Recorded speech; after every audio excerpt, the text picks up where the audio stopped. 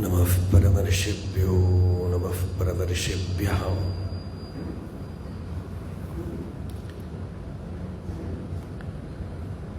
हरिः ओम्।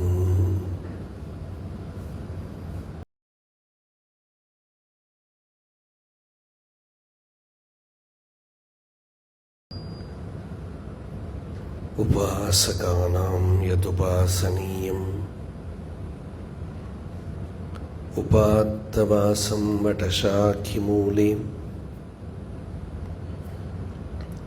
तद्धाम दाक्षिण्यजुषा स्वमूर्त्यां जागर्तु चित्ते मम बोधरूपम्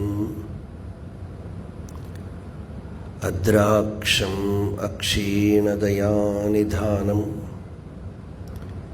आचार्यम् आद्यं वटमूलभागे मौनेन मन्दस्मितभूषितेन महर्षिलोकस्य तमोनुदन्तम् विद्राविताशेषतमो गणेन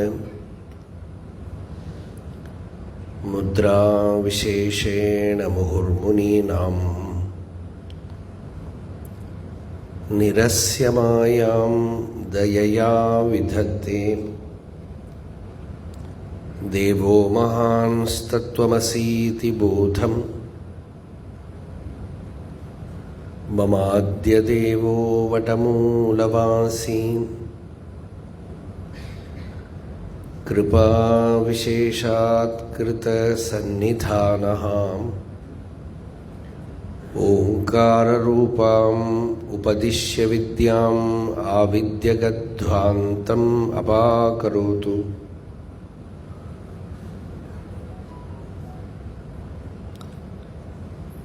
श्रुत्यर्थगोचरं वन्दे वाच्यार्थानामगोचरम्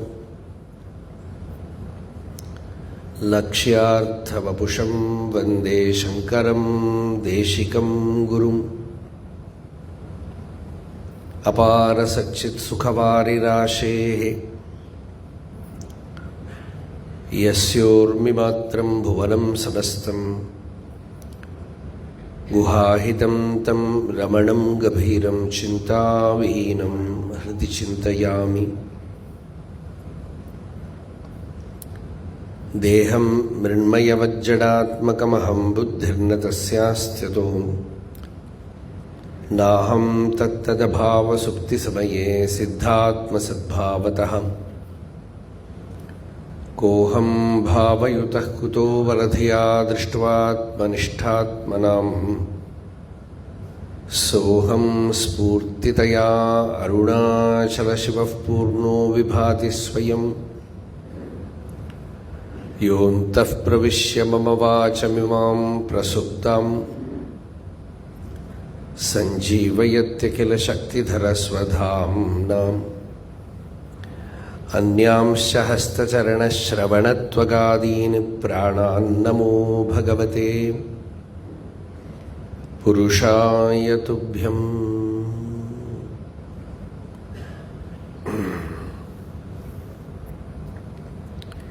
ॐ सहना भवतु सहनौ भुनक्तु सह वीर्यङ्करवावहै तेजस्विनावधीतमस्तु मा विद्विषावहै। ॐ शान्ति शान्ति शान्तिः।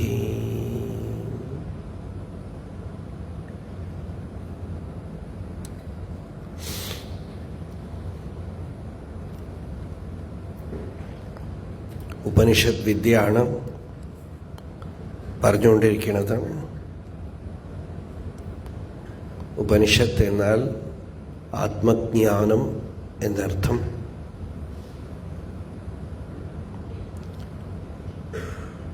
സാരതമമായ വിഷയം ആത്മജ്ഞാനമാണ്.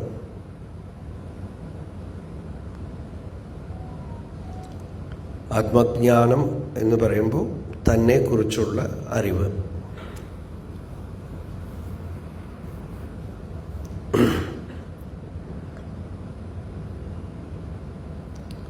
ആ അറിവ്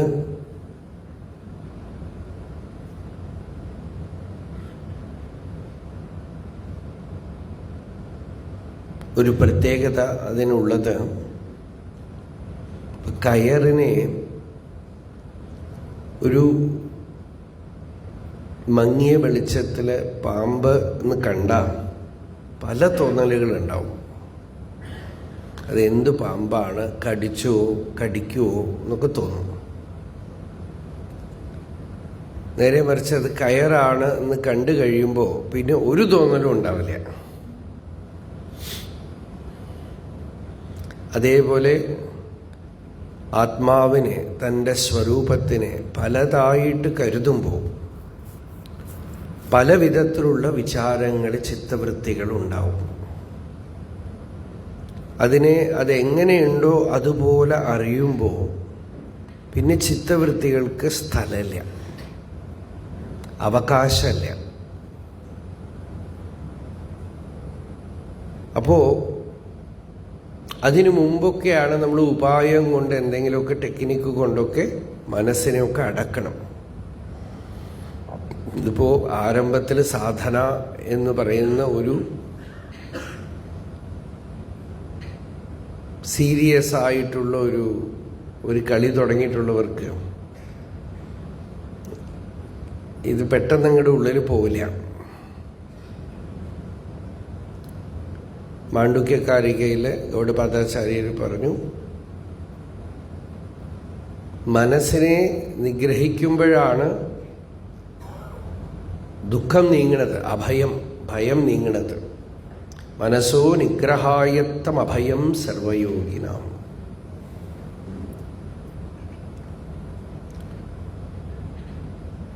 പക്ഷേ തത്വമറിഞ്ഞ ആൾക്ക് ആത്മാവിൽ നിന്ന് അന്യമായിട്ട് മനസ്സ് എന്നൊരു പദാർത്ഥം ഇല്ല, ആത്മാവേ ഉള്ളൂ. ഇതാണ് പരമാർത്ഥമായ ജ്ഞാനം. രമണ മഹർഷി എപ്പോഴും ഈ തലത്തിൽ നിന്നാണ് ഉത്തരം കൊടുക്കുന്നത്. നിങ്ങൾക്ക് കാണാം, ഭഗവാന്റെ പുസ്തകങ്ങളിലൊക്കെ നോക്കുമ്പോൾ മനസ്സിനെ എങ്ങനെ അടക്കും, how to control the mind ചോദിക്കുമ്പോൾ, നിന്നെ അറിഞ്ഞാൽ നിനക്ക് അടക്കാൻ മനസ്സൊന്നും ഉണ്ടാവില്ല എന്ന്. എൻ്റെ സ്വരൂപം എന്താണെന്ന് അറിയുമ്പോൾ മനസ്സില്ല.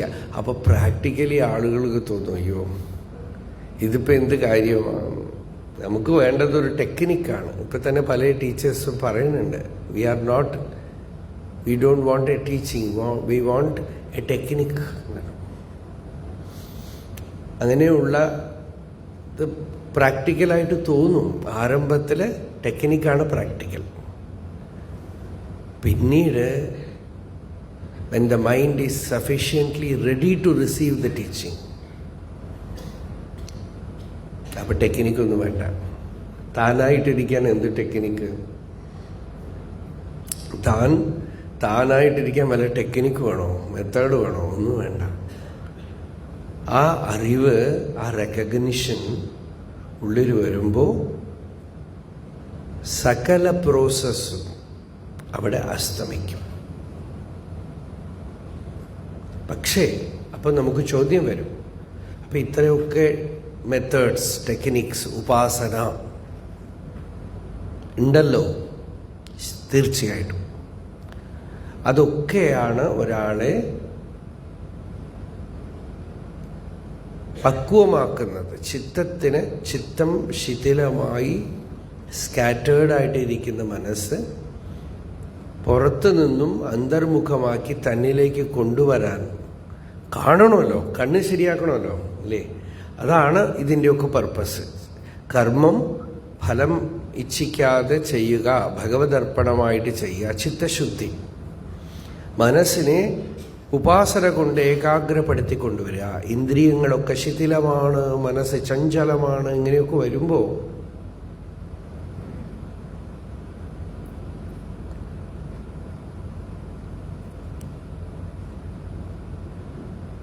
ലൗകികമായ കാര്യങ്ങൾ തന്നെ ഒരാൾക്ക് ശരിക്കും ചെയ്യാൻ പറ്റില്ല.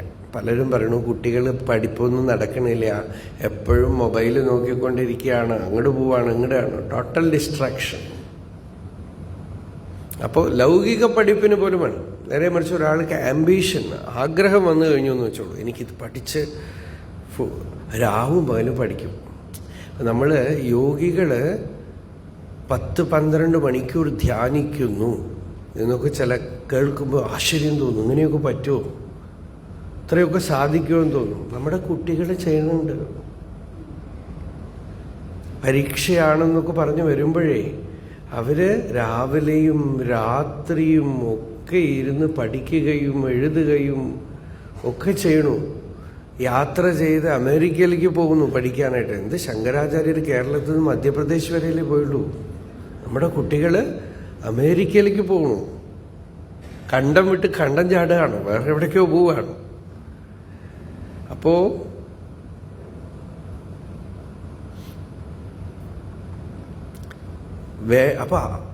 ഒബ്ജക്റ്റ് മാറി എത്രയേ ഉള്ളൂ, ലക്ഷ്യം മാറി എത്രയേ ഉള്ളൂ.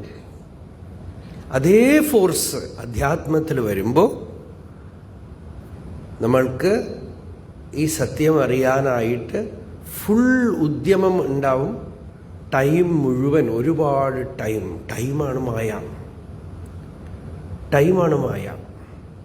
ഒരു മായയ്ക്ക് ഒരു ഡെഫിനിഷൻ, കാലം, കർമ്മം, സ്വഭാവം എന്നൊക്കെ പല ഡെഫിനിഷനാണ് മായയ്ക്ക്. അതിലൊരു ഡെഫിനിഷൻ കാലമാണ്, ടൈം. ആ ടൈമിൻ്റെ ഉള്ളിൽ നിങ്ങൾ എന്ത് ചെയ്യണു, എന്ത് ചെയ്താലും ബന്ധമോ മുക്തിയോ ഒക്കെ ഇതിനുള്ളിൽ വരും. രാവിലെ എണീറ്റ് രാത്രി ഉറങ്ങണ വരെ നിത്യാനുഷ്ഠാനം. സിമ്പിൾ അതാണ്. അപ്പം അവിടെ ഈ ടൈമിനെ വിഴുങ്ങിക്കളയാൻ പറ്റുമോ? കാല കലയതാമഹം. കാലം നമ്മളെ വിഴുങ്ങുകയാണ്. ടൈം നമുക്ക് ടൈമിനെ വിഴുങ്ങാൻ പറ്റുമെന്ന് ഉള്ളത് 40 ഭഗവാൻ അതിൻ്റെ ഒരു മറ്റു ശ്ലോകത്തിൽ പറഞ്ഞു. നാം ഉണ്ട്, നാൾ ഉണ്ട നാം. നാൾ ഉണ്ട നാം. നാൾ എന്ന് വെച്ചാൽ ടൈം. ടൈമിനെ വിഴുങ്ങിക്കളഞ്ഞിട്ട് ഞാൻ ഇരിക്കണു, ആത്മാ പ്രകാശിക്കുന്നു. ഇപ്പൊ സുഷുപ്തിയിൽ ടൈം വിഴുങ്ങിക്കളയണം.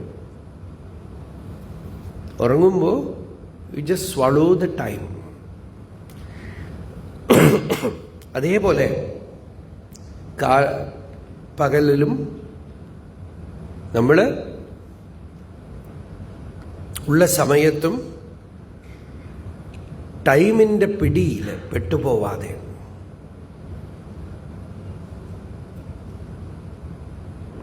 ചിത്തവൃത്തികളാണ് കാലത്തിനെ ഉണ്ടാക്കുന്നത്. ചിത്തവൃത്തികളുടെ ബാധയില്ലാതെ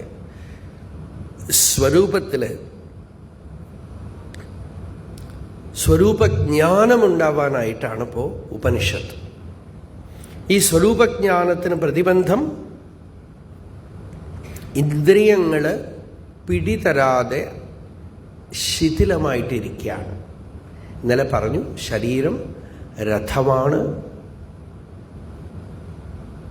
ഇന്ദ്രിയങ്ങൾ കുതിരകളാണ്, ബുദ്ധി തേരോട്ടിയാണ്, മനസ്സ് കടിഞ്ഞാണാണ് എന്നൊക്കെ ഉപനിഷത്ത് പറഞ്ഞു. ഈ ശരീരമാകുന്ന രഥത്തിന് മുഖ്യമായ വിഷയം എന്താണെന്ന് വെച്ചാൽ ബുദ്ധിയാണ്. ബുദ്ധി എന്ത് ലക്ഷ്യം തീരുമാനിക്കണോ അതിനനുസരിച്ച് രഥം ഓടിക്കോളും. അപ്പം നമ്മൾ പറഞ്ഞില്ലേ, കുട്ടികൾ എനിക്ക് അമേരിക്കൻ യൂണിവേഴ്സിറ്റിയിൽ പോയി പഠിക്കണം എന്ന് ഒരു തീരുമാനമെടുത്തു, അത്രയേ ഉള്ളൂ. ആ തീരുമാനം എടുത്തതോടുകൂടെ ശരീരവും ഇന്ദ്രിയങ്ങളും ഒക്കെ അതിന് കൂട്ടു നിൽക്കുകയാണ്. തപസ്സാണ് ചെയ്യണത്. അവിടെ പോയി എന്തെങ്കിലുമൊക്കെ അല്പാഹാരമൊക്കെ കഴിച്ച്, കിട്ടുന്നത് കഴിച്ച്, എവിടെയെങ്കിലുമൊക്കെ താമസിച്ച്, സന്യാസം. അച്ഛനില്ല, അമ്മയില്ല, പിറന്ന നാടില്ല, ഒന്നുമില്ല. അച്ഛനമ്മമാർക്കും കംപ്ലൈൻ്റ് ഇല്ല. കാരണം അവർക്ക് അവരുടെ ബ്രഹ്മം പണമാണ്. അതുകൊണ്ട് അവർക്ക് നല്ല സ്ഥാനം കിട്ടും. നോക്കൂ, ചെറിയ കുഴപ്പമേ ഉള്ളൂ. ഇതേ തെളിവ് അധ്യാത്മത്തിൽ വന്നാലും കുഴപ്പമുണ്ടാവില്ല. അത്രയേ ഉള്ളൂ. അതേ കാര്യം നമ്മളുടെ ഉള്ളിലുണ്ട്. നമ്മൾ വിചാരിക്കണു നമ്മളുടെ കുട്ടികൾക്ക് അതാണ് നല്ലത് എന്ന് നമ്മൾ വിചാരിക്കുന്നത് കൊണ്ട് കുട്ടികളെ പിരിഞ്ഞിരിക്കാനും അവർ റെഡിയാണ്. കുട്ടികൾ അമ്മ അച്ഛനെ പിരിഞ്ഞിരിക്കാനും, ജനിച്ച വീട് പിരിഞ്ഞ് എന്ത് അറ്റാച്ച്മെൻറ്റും ഒരു അറ്റാച്ച്മെൻറ്റും ഇല്ല അല്ലേ? അറ്റാച്ച്മെൻറ്റ് വിടണം എന്നൊക്കെ ബുദ്ധൻ പറഞ്ഞു. അറ്റാച്ച്മെൻ്റൊക്കെ ഇങ്ങനെ ഊതിക്കളയാണ്. മിനിറ്റുകൾ കൊണ്ട് പോയി അറ്റാച്ച്മെൻറ്റ്. അവിടെ പോയി, പിന്നെ അവിടെ ജോലിയായി, അത് കഴിഞ്ഞ് വിളിച്ചാ വരണില്ല. ഒരമ്മ പറഞ്ഞു, അമ്പലങ്ങളായിട്ട് പോയി തൊഴുതു. എന്തിനാന്ന് വെച്ചാൽ മകൻ അമേരിക്കയിലേക്ക് പോകണം എന്ന് പറഞ്ഞിട്ട്. ഇപ്പം അതേ അമ്പലങ്ങളിലേക്ക് പോയിക്കൊണ്ടിരിക്കുകയാണ്. ഇവൻ തിരിച്ചു വരണം എന്ന് വരണില്ല. അപ്പൊ സന്യാസമാണ്. തത്പരായണത്വം ആണ് പറയണത് ഇതിന്. തത്പരായണ, തദ്ബുദ്ധയ തദാത്മാന, തത്പരായണ എന്ന് വെച്ചാൽ അതാണ് ലൈഫ്, അതാണ് എൻ്റെ ജീവിതം എന്ന് തീരുമാനിച്ചതും renunciation becomes so natural. No effort at all. അപ്പോൾ നമുക്ക് ഏത് സത്യമെന്ന് ബുദ്ധി തീരുമാനിക്കണോ, ഏതാണ് എൻ്റെ ജീവിതമെന്ന് തീരുമാനിക്കണോ, ഏതാണ് ലക്ഷ്യമെന്ന് തീരുമാനിക്കണോ, ബാക്കിയൊക്കെ പിന്നാലെ പോരും. ഈ നിയമം നോക്കൂ, എത്ര ഗംഭീരമായ കാര്യമാണ്. വളരെ സിമ്പിളായിട്ട് ബുദ്ധിയെ കൺവിൻസ് ചെയ്തു. ആ ബുദ്ധിയെ കൺവിൻസ് ചെയ്യാൻ ചില ആർഗ്യുമെന്റ്സ് ഒക്കെ വേണം. പഴയ കാലത്താവുമ്പോൾ നടക്കില്ല. പഴയ കാലത്താണെങ്കിൽ അയ്യേ കൊച്ചി വിട്ട് ഞാൻ എവിടെയും പോവില്ല എന്ന് പറയും. ഇപ്പോഴും അങ്ങനത്തെ ചില ആളുകൾ, ഈ അറിവില്ലാത്തവർ ഉണ്ട്. അവർ വിചാരിക്കുന്നത് ഞാൻ ഈ ഗ്രാമത്തിൽ ഇവിടെ ഇരുന്നോളാം, ഏത് ശരി തെറ്റെന്നുള്ളതിനല്ല ഞാൻ പോണത്. അങ്ങനെയുള്ളവരുണ്ട്. എനിക്ക് മതി, ഇവിടെ കഞ്ഞിയോ കൂഴോ കുടിച്ച് ഇവിടെ ഇരുന്നാൽ മതി എന്നുള്ള ആളുകളുണ്ട്. മറ്റേ ആളുകൾ പോവാൻ, അപ്പം അവർക്ക് എന്തു പറ്റി? അവർക്ക് നമ്മൾ മോഹമാണെന്ന് പറയാം. മോഹമാണ്, അതായത് എന്തൊക്കെയോ ആവും, അവിടെ പോയാൽ ഇങ്ങനെ ഉണ്ടാവും, അങ്ങനെ ഉണ്ടാവും. ആ മോഹത്തിന് ബുദ്ധി വീണു. അപ്പോൾ ശോഭനാധ്യാസം എന്ന് പറയും വേദാന്തികൾ. അതായത് ഈ അവിടെ പോകുന്ന വിഷയത്തിലുള്ള മഹിമ. അതുകൊണ്ടാണ് ഓരോ പുസ്തകം പഠിക്കുന്നതിന് മുമ്പ് മഹാത്മ്യം പഠിക്കുന്നത്. ഒരു ഗ്ലോറി അതൊക്കെ കേട്ട് കഴിഞ്ഞപ്പോഴാണ്. അതുപോലെ മോക്ഷത്തിനെ കുറിച്ചും ഈ ബുദ്ധി അറിഞ്ഞു കഴിയുമ്പോൾ അതിൻ്റെ മഹിമ, അതാണ് തനിക്ക് വേണ്ടത് എന്നിപ്പോൾ ബുദ്ധന് അറിഞ്ഞപ്പോൾ വളരെ ലാഘവത്തോടുകൂടെ, എന്തൊക്കെ ബുദ്ധിമുട്ടുകളാ, രാജ്യം വിട്ടു,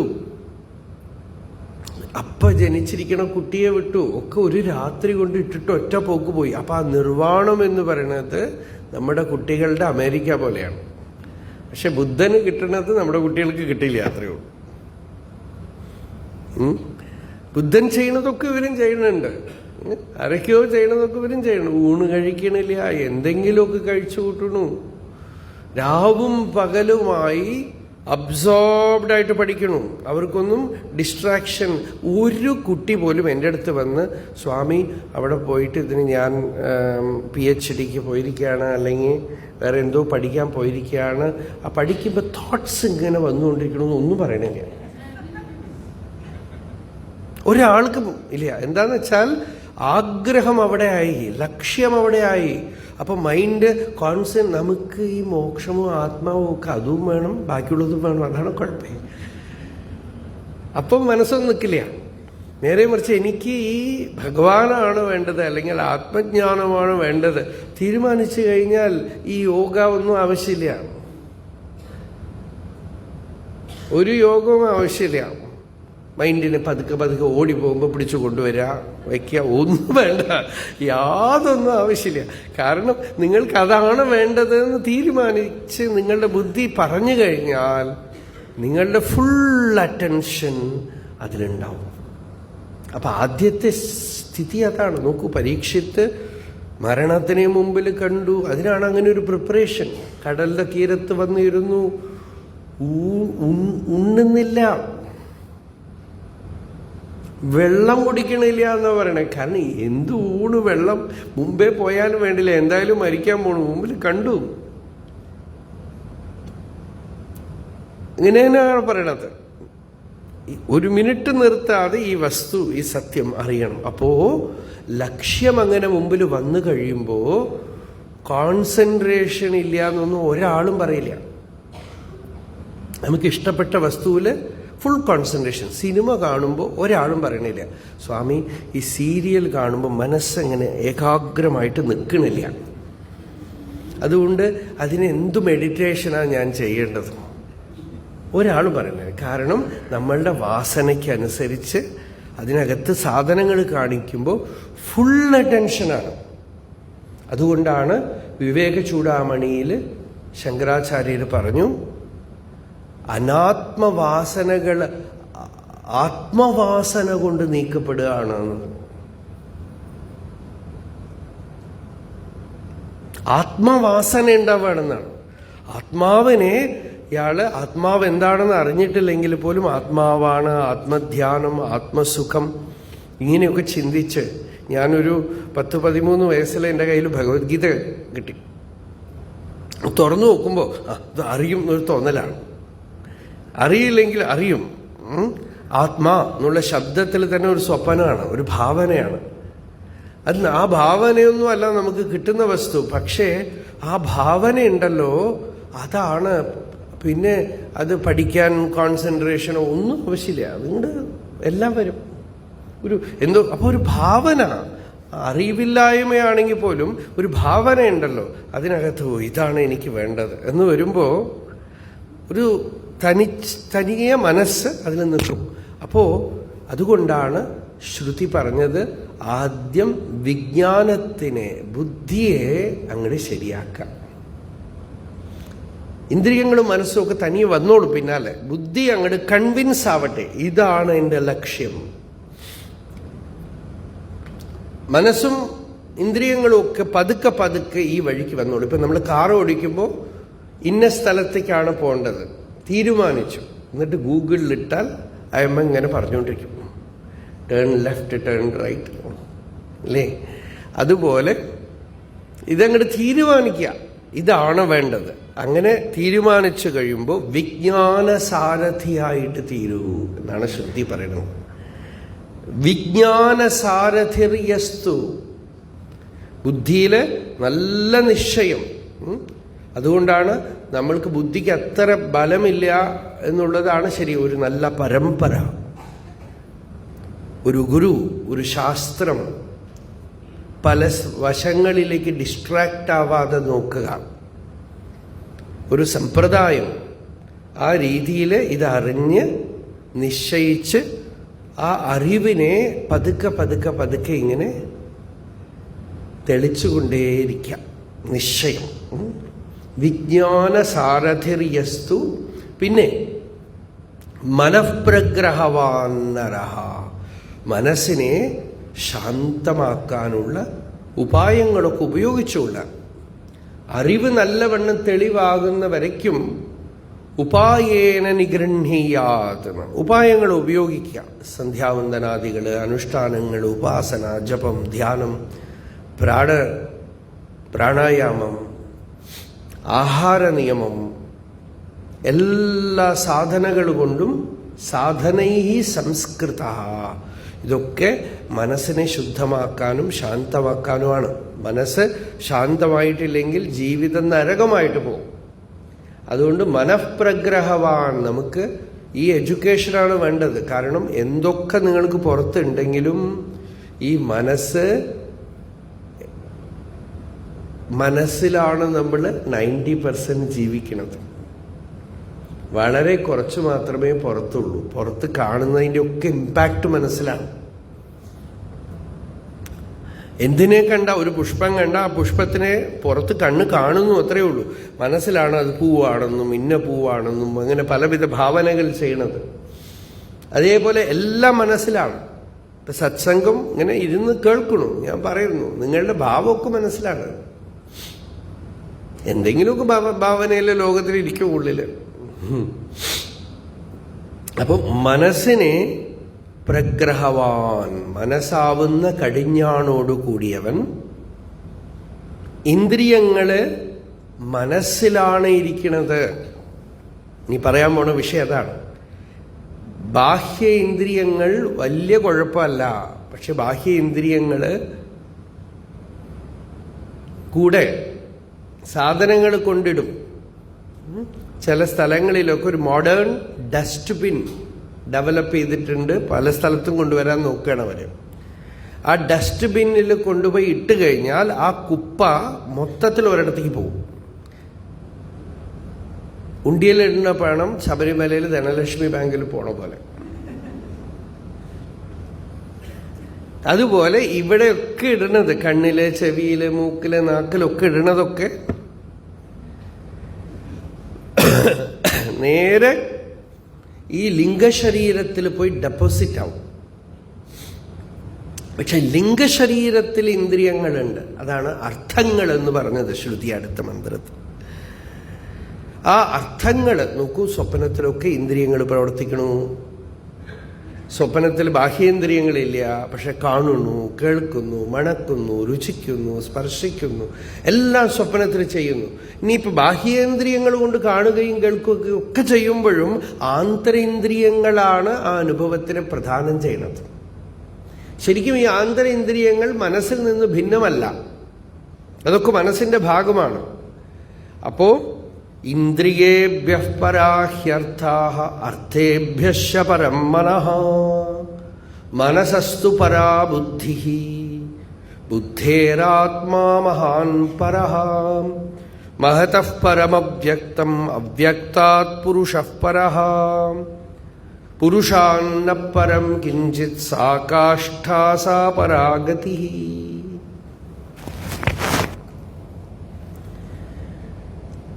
ഇതും കഴിഞ്ഞ പ്രാവശ്യം പറഞ്ഞതാണ്.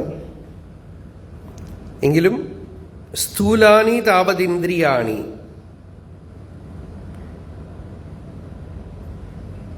പ്രത്യേകാത്മഭൂതാഃ ഇന്ദ്രിയാണി, പ്രത്യേകാത്മഭൂതാഃ അർത്ഥാഃ. ഇന്ദ്രിയങ്ങളെക്കാളും ഇൻവേർഡാണ് അർത്ഥം എന്ന് വെച്ചാൽ ഇന്ദ്രിയങ്ങളെ ഉണ്ടാക്കിയിരിക്കുന്ന കെമിക്കൽസ്, ധാതു. കാണുക എന്നുള്ള പ്രക്രിയാരൂപമായിട്ടുള്ള ഒരു മൂവ്മെന്റ്, കേൾക്കുക എന്നുള്ളത് ഒക്കെ മൈൻഡിലാണ്. അപ്പോ അത് ഇന്ദ്രിയങ്ങളെക്കാൾ സൂക്ഷ്മമാണ്. അതുകൊണ്ട് കണ്ണ് കെട്ടിയിട്ടത് കൊണ്ട് കാര്യമില്ല, ചെവിയിൽ പ്ലഗ് വെച്ചത് കൊണ്ട് കാര്യമില്ല. എല്ലാം ഉള്ളിൽ ഭംഗിയായിട്ട് നടക്കും. അപ്പൊ ഇന്ദ്രിയേഭ്യഃ പരാഹി അർത്ഥാഃ, ഇന്ദ്രിയങ്ങളെക്കാളും സൂക്ഷ്മമാണ് ഇന്ദ്രിയങ്ങൾക്ക് മൂലമായിട്ടുള്ള ധാതുക്കൾ. അതിനേക്കാളും സൂക്ഷ്മമാണ് സങ്കല്പവികൽപാത്മകമായ മനസ്സ്. അതിനേക്കാളും സൂക്ഷ്മമാണ് ആ മനസ്സിന് കാരണം. മനസ്സെന്ന് പറയണത് വെറും ഒരു തെറ്റിദ്ധാരണയുടെ ആഫ്റ്റർ ഇഫക്റ്റാണ്. That simple it is. പക്ഷെ നമുക്കത് വലിയൊരു സാധനമായിട്ട് തോന്നുന്നു. അതിൻ്റെ പേരിൽ ഒരു സൈക്കോളജി, ഒരു സൈക്കാട്രി ഒക്കെ ഉണ്ടായിട്ടുണ്ട്. അതാണ് തമാശ. വിപുലമായ ശാസ്ത്രങ്ങൾ. ഒരു കയറിൽ പാമ്പ് കണ്ടതിന് വേണ്ടിയിട്ടാണ് ആ പാമ്പിനെ കണ്ണടച്ചോളൂ, പാമ്പില്ല എന്ന് ധ്യാനിച്ചോളൂ, പാമ്പ് കണ്ട് പേടിച്ചത് കൊണ്ട് അതിനെ മരുന്ന് കഴിക്കൂ. വേറെ ചില ആളുകൾ അങ്ങനെയൊന്നും ശരിയാവില്ല, പാമ്പിനെ ആവാഹനം ചെയ്ത് കൊണ്ടുപോയി കളയൂ. വേറെ ചില ആളുകൾ പാമ്പിനെ തല്ലിക്കൊല്ലൂ. മറ്റു ചില ആളുകൾ പാമ്പിനിൽ നിന്ന് ഓടിപ്പോകൂ. ഇങ്ങനെയൊക്കെ പറയുമ്പോഴാണ് ഒരാൾ വന്ന് ലൈറ്റ് ഇട്ടത്. ഒന്ന് നോക്കൂടെ, പാമ്പേ ഇല്ല, കഴിഞ്ഞു. ഇത്രയും സിമ്പിളായിട്ടുള്ള പരിഹാരത്തിനാണ് ആവാഹനം, ഉച്ചാടനം, മരുന്ന് കഴിക്കല്, ഉപദേശങ്ങൾ, കൗൺസിലിംഗ് ഒക്കെ ചെയ്യണു നമ്മുടെ. അപ്പോ ആ ബുദ്ധി അത്ര പവർഫുള്ളാണത്. അപ്പൊ ബുദ്ധിയിലാണ് ഈ ദോഷം, മൂലദോഷം കിടക്കുന്നത്. ആ ബുദ്ധിയിലും ഉള്ള ദോഷം അങ്ങോട്ട് നിവർന്നു കഴിഞ്ഞാൽ, നീക്കിക്കഴിഞ്ഞാൽ മഹത്തത്വം എന്നൊന്നും. അത് ഉപനിഷത്തിന്റെ മാത്രം പ്രക്രിയയാണ്. കഠോപനിഷത്ത്, ഗീതയും കഠോപനിഷത്തും. കൃഷ്ണൻ, നമ്മൾ ശ്രൗതമായി പറഞ്ഞാൽ കഠോപനിഷത്താണ് ഗീതയിൽ ഉപദേശിക്കുന്നത്. കഠോപനിഷത്തും ഭഗവത്ഗീതയും ചേർത്തിട്ടാണ്, അല്ല, കഠോപനിഷത്തും യോഗസൂത്രവും രണ്ടും ഭഗവത്ഗീതയിലുണ്ട്. ഗീതാശാസ്ത്രേ ബ്രഹ്മവിദ്യായാം യോഗശാസ്ത്രേ അതുപോലും കഠോപനിഷത്താണ്. എല്ലാ പ്രക്രിയയും കഠോപനിഷത്താണ്. നജായത്തെ മ്രിയത്തെ വാ കദാചിത് എല്ലാം കഠോപനിഷത്താണ്. ഇതേ മന്ത്രം ഗീതയിൽ ഭഗവാൻ സംഗ്രഹിച്ചു. ഇന്ദ്രിയേഭ്യ പരാഹ്യർത്ഥാഃ അർത്ഥേഭ്യശ്ച പരം മനഃ മനസസ്തു പരാ ബുദ്ധിഃ ബുദ്ധേരാത്മാ യോ ബുദ്ധേഹ പരതസ്തു സഹ. ബുദ്ധിക്ക് അപ്പുറം അത്ര മതി എന്നാണ്. എന്ന് വെച്ചാൽ നിങ്ങൾ മഹത്തത്വത്തിനെ അറിഞ്ഞാൽ മതി. മഹത്തത്വം എന്താണ് എന്ന് വെച്ചാൽ നമ്മൾ ഈ പറയണ ഈ ആം, ഞാൻ, ഉണ്ട്, ഇരുപ്പ്, ഇതാണ് മഹത്തത്വം. അഹമസ്മി എന്നുള്ള ഉണർവ്. അപ്പോ അത് തന്നെയല്ലേ അതിന് മേലെ ഉള്ളത് പറയാം. അതാണ് ആത്മവസ്തു. പക്ഷേ അതിന് പുറകില് ഈ ശരീരം അതിന് ചുറ്റുമുണ്ടെന്നും ഇന്ദ്രിയങ്ങളുണ്ടെന്നും മനസ്സുണ്ടെന്നുള്ള ഭ്രമമൊക്കെ ഉണ്ട്. അതിന് പുറകിൽ ഈ ആത്മാ ഒരു ചൈതന്യമുണ്ട്. ഇവിടെയാണ് വിശിഷ്ടാദ്വൈതം ദ്വൈതമൊക്കെ നിൽക്കുന്നത്. ഏകദേശം പറയാം. ദേഹമൊക്കെ ഉണ്ട്, ലോകമൊക്കെ ഉണ്ട്, ഞാൻ ആത്മാവാണ്. ആ സ്റ്റേറ്റ് അവരാരും ഞാൻ ശരീരമാണെന്നൊന്നും ദ്വൈതികൾ പറഞ്ഞില്ല, വിശിഷ്ടാദ്വൈതികളും പറഞ്ഞില്ല. എല്ലാവരും പറഞ്ഞു ശരീരം നമ്മളല്ല, ആത്മാവാണ്. പക്ഷെ മഹത്തത്വമാണ്. ഈ വസ്തു ആണ് എൻ്റെ സ്വരൂപം. ഇത് ദേഹത്തിൽ നിന്ന് ഭിന്നമാണ്. അപ്പോൾ ആത്മാ മഹാൻ പരഹ, ആ മഹത്തത്വത്തിലേക്ക് വന്നു. മഹതഃ പരം അവ്യക്തം. ഈ മഹത്തിനെ അപ്പുറം ഒരു അവ്യക്തമുണ്ട്. അവ്യാകൃത പ്രകൃതി, അവ്യാകൃതാകാശാദി നാമവാച്യം പരമാത്മനി ഓതപ്രോതഭാവേന സമാശ്രിതം വടകണികായാമിവ വടവൃക്ഷ ശക്തി. ഒരു ആലിന്റെ ബീജത്തിനുള്ളിൽ വലിയൊരു ആലുവൃക്ഷം അല്ലെങ്കിൽ വടവൃക്ഷം കിടക്കുന്ന പോലെ ആത്മാവിൽ ഓതപ്രോതമായിട്ടിരിക്കുന്ന ഒരു ശക്തി. അപ്പോഴാണ് നമ്മൾ സാഖ്യന്മാരൊക്കെ ഇവിടെ വരുന്നു. അതായത് പ്രകൃതി പുരുഷൻ, പുരുഷൻ ഒന്നിൽ സംഘമല്ല, നിസ്സംഗമായിട്ടിരിക്കുന്നു. വിറ്റ്നസ്ഹുഡ്, സാധന ചെയ്യുമ്പോൾ പലരും പറയണ വിറ്റ്നസ്ഹുഡ്, ഈ സാക്ഷിയായിട്ടിരിക്കുന്ന awareness and the thing that is seen. There are two things, ശക്തിയും ശിവവും രണ്ടുണ്ട്. അപ്പോ ആ ശക്തിയെ ഈ മഹത്തത്വത്തിലിരുന്നു. പക്ഷെ എണീക്കും, പിന്നെയും ഇന്ദ്രിയ വിഷയങ്ങളും മനസ്സും ഒക്കെ ശക്തികൾ അതിന്ന് വരുന്നു. ഇയാള് മനസ്സിലാക്കണം ഇതൊക്കെ ശക്തിയാണ്, അതിന് സാക്ഷിയായിട്ടിരിക്കണം. അതാണ് ബൗദ്ധമതത്തിലൊക്കെ പോലും ഏകദേശം ഇവിടെയാണ് വരുന്നത്. ഇതിന് സാക്ഷിയായിട്ടിരിക്കൂ. Learn to watch thoughts, learn to watch prana. ഓരോ ഇമോഷൻസ് വരുമ്പോഴും വളരെയധികം ആളുകൾക്ക് പ്രാക്ടിക്കലായി തോന്നുന്ന കാര്യമാണ് വിപാസന. പലരും പോകുന്നുണ്ട്. എന്താണെന്ന് വെച്ചാൽ നല്ല നിഷ്ഠ, ഡിസിപ്ലിൻ ഉണ്ടാക്കി കൊടുക്കും അവർ. ആ 10 ദിവസത്തിൽ ആഹാരമൊന്നുമില്ലാതെ വളരെ കുറച്ച് ആഹാരം കഴിച്ച് നിഷ്ഠയോടെ ഇരുന്ന് ഒക്കെ പ്രാക്ടീസ് ആവാണ്. വിപശ്യാന എന്നാണ് അതിന് പേര് ശരിക്ക്. വിപശ്യതി എന്നുള്ള സംസ്കൃതം വാക്ക് പാലിയിൽ പോയി ബുദ്ധൻ ഉപയോഗിച്ച വാക്കാണത്.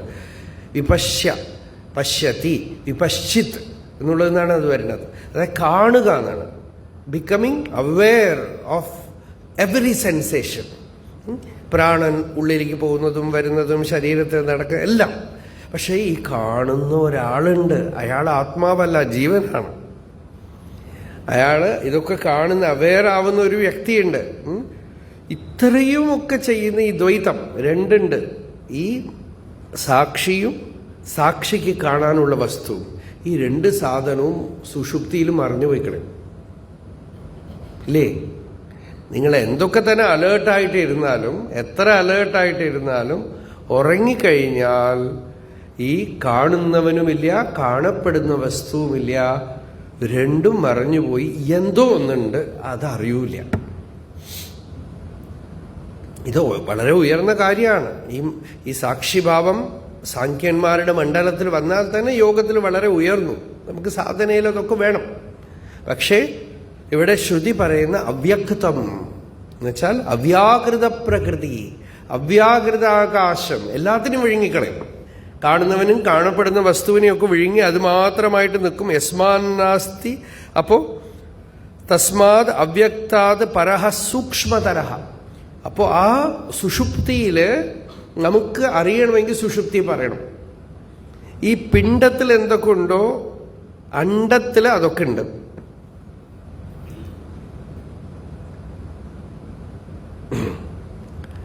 അണ്ടം, ബ്രഹ്മാണ്ടം, അണ്ടത്തില് അതൊക്കെ ഉണ്ട്. അപ്പൊ ഇവിടെ ഒരു ഉറക്കമുണ്ടോ അവിടെ ഒരു ഉറക്കമുണ്ട്. അതുകൊണ്ടാണ് പൗരാണികന്മാർ ബ്രഹ്മാവിന്റെ ഉറക്കം എന്നൊക്കെ പറയണത്, പ്രജാപതിയുടെ ഉറക്കം. അപ്പോ അതിനെയാണ് അവ്യക്തം എന്ന് പറയണത്, അവ്യാകൃതാകാശം. ആ അവ്യാകൃതാകാശമാണ് ധ്യാനത്തിലും സമാധിയായിട്ട് വരുന്നു എല്ലാം. പക്ഷേ അറിഞ്ഞില്ലെങ്കിൽ, അവിടെ അറിയണില്ല. അതിനപ്പുറം മഹതഃ പരം അവ്യക്തം, അവ്യക്താത് പുരുഷഃ പരഃ. അവ്യക്തത്തിനപ്പുറമാണ് ആ പൂർണ്ണത്വം. എന്താന്ന് വെച്ചാൽ അവ്യക്തത്തിന് സുഷുപ്തിയിലും ഏതൊരു സത്തയുണ്ടോ, ഏതൊരു എക്സിസ്റ്റൻസ് ഉണ്ടോ, അത് വിചാരമാത്ര സാധ്യമായ വിഷയം. അവിടെ എഴുന്നേറ്റിട്ട്, ധ്യാനത്തിൽ നിന്ന് എഴുന്നേറ്റിട്ട്, സമാധിയിൽ നിന്ന് എഴുന്നേറ്റിട്ട്, സുഷുപ്തിയിൽ നിന്ന് എഴുന്നേറ്റിട്ട് ആ ബുദ്ധിയിൽ ആ അറിവ് തെളിയുമ്പോൾ അവിടെ എന്തുണ്ടോ അത് പൂർണ്ണമാണ്. അവിടെ യാതൊരു സത്തയുണ്ടോ അത് പൂർണ്ണമാണ്. അവിടെ കാണുന്നവൻ, കാണപ്പെടുന്ന വസ്തു ഒന്നുമില്ല. അറിയുന്നവൻ, അറിയപ്പെടുന്ന വസ്തു, അനുഭവിക്കുന്നവൻ, അനുഭവം എന്ന് രണ്ടില്ല. അനുഭവിക്കുന്നവനും അനുഭവവും അനുഭവപ്പെടുന്ന വസ്തുവും എല്ലാം ഏകപിണ്ഡമാണ്. പ്രമാണ പ്രമേയ പ്രമാതൃ ധ്യാന ധ്യാതൃ ധ്യേയരൂപ. ഇവിടെയൊക്കെ നമ്മൾ പറയണ്ട് അല്ലേ? എവിടെയാ? ലളിതാസഹസ്രം. ധ്യാന ധ്യാതൃ ധ്യേയരൂപ. ധ്യാനവും ധ്യാതാവും ധ്യേയവും ഒക്കെ ഒന്നാണ്. അങ്ങനെയുള്ള രണ്ടില്ലാത്തത്, അവിടെയാണ് അദ്വൈതം. അപ്പോ ആ സത്യത്തിനെ അറിഞ്ഞു കഴിയുമ്പോൾ ശരീരം ഞാനല്ല എന്നുള്ള അറിവല്ല, ശരീരം ഇല്ല, ഇന്ദ്രിയങ്ങൾ ഇല്ല, മനസ്സ് ഇല്ല, ഞാൻ എന്നുള്ള ജീവഭാവമില്ല, പ്രപഞ്ചമില്ല, എല്ലാം ഏകരൂപമാണ്. പൂർണ്ണത്വാത് പുരുഷ. ഈ പുരുഷൻ എന്നിവിടെ പറയാൻ കാരണം പൂർണ്ണമായിട്ടുള്ളത്. യസ്മാന്നാസ്തി പുരുഷാത് ചിന്മാത്ര ഘനാത് പരം. ആ പുരുഷൻ ആരാണെന്ന് വെച്ചാൽ ചിന്മാത്ര ഘനഃ എന്നാണ്.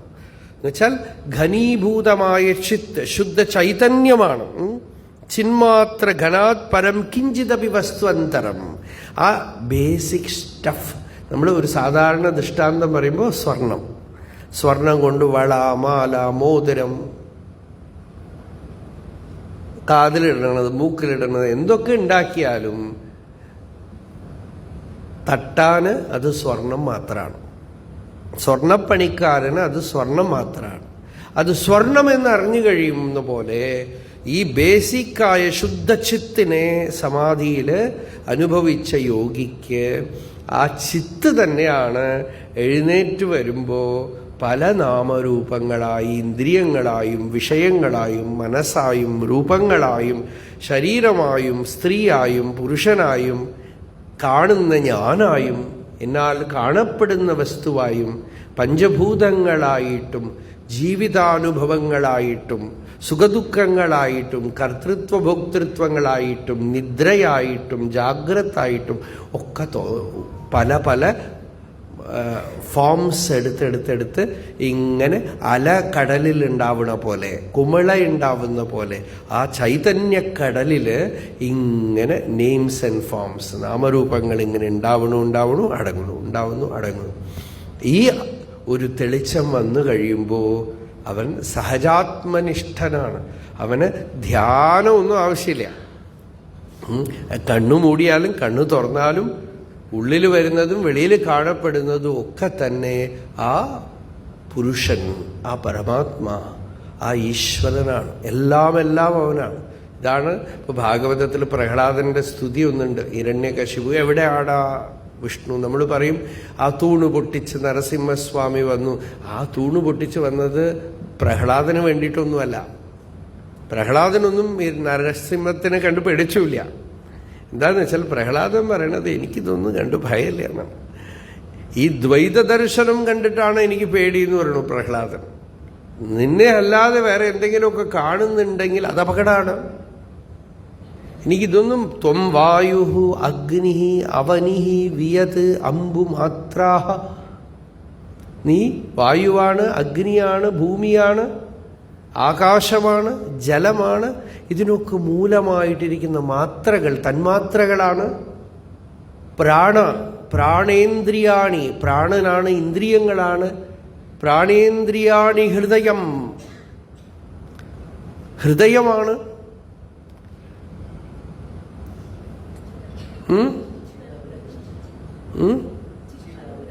ചിത്ത്, ഹൃദയം മനസ്സാണ്. അതിനു പുറകിലുള്ള ചിത്ത് ചൈതന്യവുമാണ്. എന്തിനു പറയണു? ഇതിനെയൊക്കെ അറിയേണ്ട അറിവുണ്ടല്ലോ, അതാണ് അവിടെ അനുഗ്രഹ ശബ്ദം. ഇതൊക്കെ ആത്മാവാണെന്ന് അറിഞ്ഞ അറിവുണ്ടല്ലോ, ആ അറിവും നീയാണ്. ഇത്രയും അറിഞ്ഞു കഴിയുമ്പോൾ കർമ്മം അവസാനിച്ചു. അതാണ് വിരമന്തി ശബ്ദാത്. ഇത് അറിഞ്ഞു കഴിയുമ്പോൾ മനനം, നിധിധ്യാസനം മുതലായ പ്രക്രിയകളൊക്കെ അവസാനിച്ചു, വിചാരജ്ഞാനം അവസാനിച്ചു, പഠിക്കുക അവസാനിച്ചു. ഇനി പുസ്തകമോ ഒന്നുകൊണ്ടും ഒന്നും ആവാനില്ല. ന കർമ്മണ വർദ്ധതേനോ കനിയാൻ, ഒരു കർമ്മം കൊണ്ട് അതിന് കൂടുകയോ, ഒന്ന് ചെയ്യാത്തത് കൊണ്ട് കുറയുകയോ, മെഡിറ്റേഷൻ ചെയ്തത് കൊണ്ട് അധികമാവുകയോ, മെഡിറ്റേഷൻ ചെയ്യാത്തത് കൊണ്ട് വീണുപോവുകയോ ഒന്നുമില്ല. പക്ഷെ ഇത് കേട്ടത് കൊണ്ട് മാത്രം ഇമാജിൻ ചെയ്യരുത് കേട്ടോ. ഈ തത്വജ്ഞാനം വരുന്നവരെ നിത്യനിരന്തര പ്രയത്നം ഉണ്ടാവണം സത്യത്തിനെ ഉയർത്തിപ്പിടിക്കാൻ. പക്ഷെ ആ ഉയർന്ന ശ്ലാഘനീയമായ വരേണ്യമായ ആ പൂർണ്ണത്വത്തിനെയാണ് ഇവിടെ പറഞ്ഞത്. പുരുഷാന്നപ്പരം കിഞ്ചിത്, ആ പരമപുരുഷനിൽ നിന്നും അന്യമായി ഒന്നുമില്ല എന്നാണ്. തസ്മാത് സൂക്ഷ്മത്വാത് മഹത്തത്വാത് മഹത്വ പ്രത്യേകാത്മത്വാനാം സാ കാഷ്ടാനിഷ്ഠാ പര്യവസാനം അത്ര ഹി ഇന്ദ്രിയേഭ്യഃ ആരഭ്യ സൂക്ഷ്മത്വാദി പരിസമാപ്തം അതയേവ ച ഗന്ത്രീണാം സർവഗതിമതാം സംസാരിണാം സാ പരാ പ്രകൃഷ്ടാ ഗതി യദ്ഗത്വാ ന നിവർത്തന്തേ.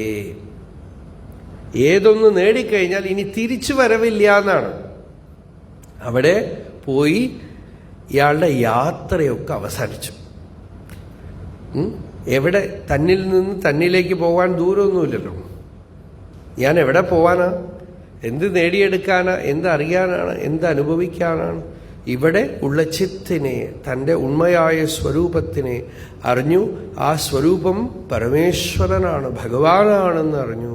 അപ്പോ സർവപ്രപഞ്ചവും കാണുന്നതും സർവവും അത് തന്നെ എന്നറിഞ്ഞു. ഇങ്ങനെ അറിയുമ്പോഴാണ് വാസ്തവത്തിൽ ഭക്തി. അപ്പോഴേ ഭക്തിയുള്ളൂ. സർവഭൂതേഷു യഃ പശ്യേത് ഭഗവത് ഭാവം, എല്ലാറ്റിലും ഭഗവത് ഭാവത്തിനെ കാണുന്നു, ഭഗവാനെ കാണുന്നു. അപ്പൊ എന്താ? ആ വസ്തുവല്ലാതായിട്ട് തീർന്നു. ഒന്നിൽ നിന്നും ബന്ധമില്ല. അവിടെയാണ് നിർവാണം എന്നുവെച്ചാൽ ഈ പ്രപഞ്ചത്തിന്റെ ആവരണം അങ്ങോട്ട് നീക്കി. ഇത് പ്രപഞ്ചമൊന്നുണ്ട് ഒക്കെ തോന്നിക്കൊണ്ടിരുന്നു, അതൊക്കെ പോയി.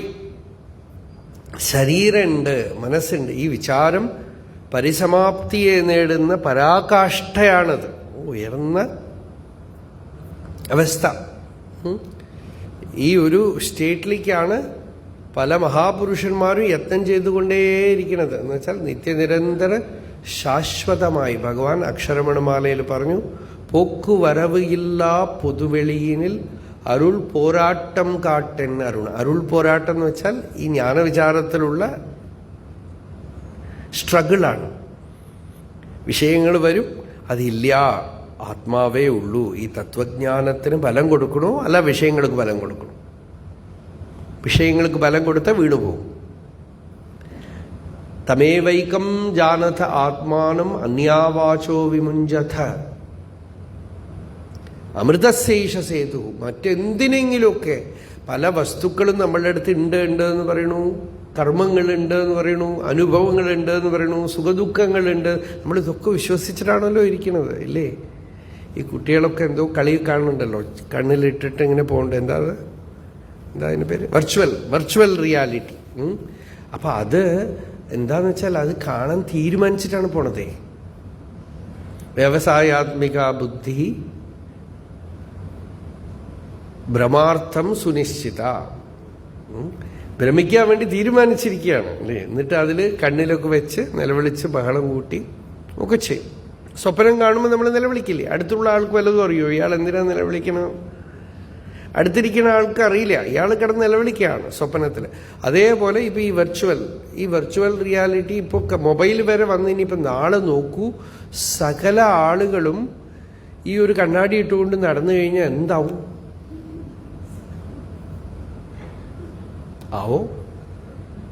എന്തൊക്കെ കാണേണ്ടി വരുമോ നമുക്കറിയില്ല. പോകുന്ന വഴിയിലൊക്കെ ഇപ്പം തന്നെ നമുക്കിപ്പോൾ പഴയ സമയത്ത് അവിടുന്ന് ഇങ്ങോട്ട് വരാൻ നമ്മൾ ഗൂഗിളൊന്നും നോക്കില്ല അല്ലേ. തെക്കേ സമൂഹം അടുത്തുനിന്ന് YNP ട്രസ്റ്റിൽ ഇപ്പം നടക്കുന്ന ആളടക്കം ഗൂഗിളിൻ്റെ അടുത്ത് ചോദിച്ചിട്ടാണ്. എളുപ്പമാണ് കാര്യം, പക്ഷെ എന്താ, ഹ്യൂമൻ റിലേഷൻഷിപ്പ് ഒന്നുമില്ലല്ലോ. ഒരാളോട് ചോദിച്ചു, അയാളെ തെറ്റായ വഴി കാണിച്ചു തന്നു, ഒരു ബുദ്ധിമുട്ടുമില്ല. നേരെ ഓപ്പോസിറ്റ് സൈഡിലേക്ക് കാണിച്ചു തരും, ചിലപ്പോൾ കോൺഫിഡൻ്റ് ആയിട്ട്. ആ പ്രശ്നമൊന്നുമില്ല. പക്ഷേ കണക്ഷൻ ഇല്ലാതെ ആയിത്തീരാണ് എല്ലാ വിധത്തിലും ഇല്ലേ. അപ്പോൾ ഇങ്ങനെയാണ്. അപ്പോൾ പുരുഷാന്തപരം കിഞ്ചിത്. നോക്കൂ, ഇത് ധ്യാനമാണ്, ധ്യാനത്തിൻ്റെ പരാകാഷ്ഠയാണ് ശ്രുതി ഇവിടെ പറയണത്. സമാധി, ജ്ഞാനസമാധി എന്താന്ന് വെച്ചാൽ എവിടെ നമ്മളുടെ തത്വനിശ്ചയം പൂർണ്ണമാവുന്നു.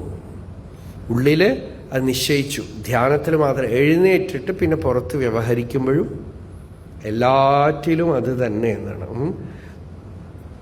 തത്വം ആധ്യാത്മികം ദൃഷ്ട്വ, തത്വം ദൃഷ്ട്വാതു ബാഹ്യതഃ തത്വീഭൂതഃ തദാരാമഃ തത്വാദ് അപ്രച്യുതോ ഭവേത്. ഉള്ളിൽ തത്വം കണ്ടു, വെളിയിൽ വ്യവഹാരത്തിൽ തത്വം കണ്ടു, വളരെ ലാഘവത്തോടുകൂടെ. അതൊന്നും വലിയ ഘനമൊന്നുമില്ല അതിന്. ആ സത്യം അറിഞ്ഞു തന്നെ. അറിഞ്ഞു എന്നുള്ളതിൽ ഇപ്പം എന്താ? തത്വീഭൂത, അത് താൻ തന്നെ ആ തത്വമായിട്ട് തീർന്നു എന്നാണ്.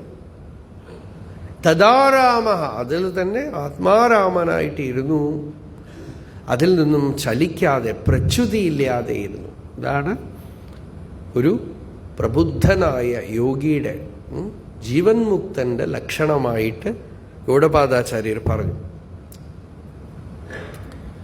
ഏഷ സർവേഷു ഭൂതേഷു ഗൂഢോത്മാന പ്രകാശത്തെ ദൃശ്യത്തെ തു അഗ്രയയാ ബുദ്ധ്യാ സൂക്ഷ്മയാ സൂക്ഷ്മദർശിഭിഃ. അത്യദ്ഭുതമായ മന്ത്രം. ഹേ നചികേത, നീ ചോദിക്കുന്ന ഈ ആത്മാവുണ്ടല്ലോ, മറന്നുകളയരുത്. ഉത്തരം പറയുന്ന ആള് മൃത്യുദേവനാണ്. ചോദ്യം ചോദിക്കുന്നത് നചികേതസും. ആ കുട്ടിയോട് യമൻ പറയാണ്,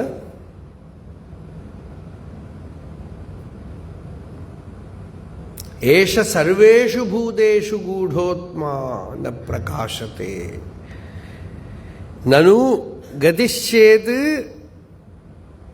ആഗത്യാപി ഭവിതവ്യം. ഗതി ഒന്നുണ്ടെങ്കിൽ തിരിച്ചു വരണം, പോക്കുണ്ടെങ്കിൽ വരവുണ്ട്. പക്ഷേ യസ്മാത് ഭൂയോ ന ജായത്തെ എന്ന് പറഞ്ഞു. ഏതൊന്ന് പ്രാപിച്ചു കഴിഞ്ഞാൽ തിരിച്ചു വരവില്ലയോ അതെന്താണ് എന്ന് വെച്ചാൽ, ഇവിടെ ഗതി എന്ന് വെച്ചാൽ എവിടെയെങ്കിലും പോക്കൊന്നുമില്ല, മരിച്ചു കഴിഞ്ഞ ഒരു യാത്രയൊന്നുമില്ല, തന്നിൽ നിന്ന് തന്നിലേക്ക് ഒരു യാത്രയുമില്ല. അതാണ് നതസ്യ പ്രാണാഹ ഉത്ക്രാമന്തി. നമ്മളുടെ ട്രാവലിംഗ് മീഡിയം, വെഹിക്കിൾ പ്രാണനാണ്. ആ പ്രാണന് പോവാനൊരു സ്ഥലമൊന്നുമില്ല. അത് ഹൃദയമാവുന്ന ഷെഡിൽ കയറ്റിയിട്ടു. എന്താന്ന് വെച്ചാൽ ആ പ്രാണന് ഇനി ഭ്രമമൊന്നുമില്ല. ആ പ്രാണൻ തന്നെയാണ് ബുദ്ധി, പ്രാണൻ തന്നെയാണ് മനസ്സ്, പ്രാണൻ തന്നെയാണ് ഇന്ദ്രിയങ്ങൾ, പ്രാണൻ തന്നെയാണ് ശരീരം, പ്രാണൻ തന്നെയാണ് പ്രപഞ്ചത്തിലെ എല്ലാം. ആ പ്രാണനില് ഭ്രമമുള്ളപ്പോൾ പ്രാണൻ പുറമേക്ക് ചലിച്ചുകൊണ്ടിരുന്നു. ഇപ്പൊ പ്രാണന് ഭ്രമമൊന്നുമില്ലാത്തത് കൊണ്ട് പ്രത്യാഗാത്മത്വാത് അവഗതിരേവ ഗതി ഉപചര്യത്തെ. പ്രത്യേകാത്മാവില് തന്നിൽ തന്നെ ഉള്ള ആ അറിവ്, തന്നെ തിരിച്ചറിയൽ തന്നെയാണ് ഗതി.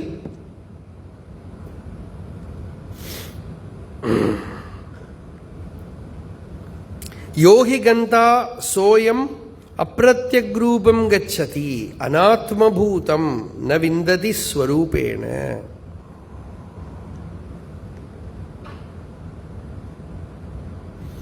ആര് പോകുന്നു അയാള് അപ്രത്യഗ് എന്ന് വെച്ചാൽ ഇങ്ങനെയല്ല, ഇങ്ങനെയാ പോണത്. ഇന്ദ്രിയങ്ങളിലൂടെ പുറമേക്ക് പോണു, മനസ്സിലൂടെ എവിടേക്കോ പോകുന്നു, വേറെ ലോകത്തിലേക്ക് പോണു. അയാള് is not moving towards his self.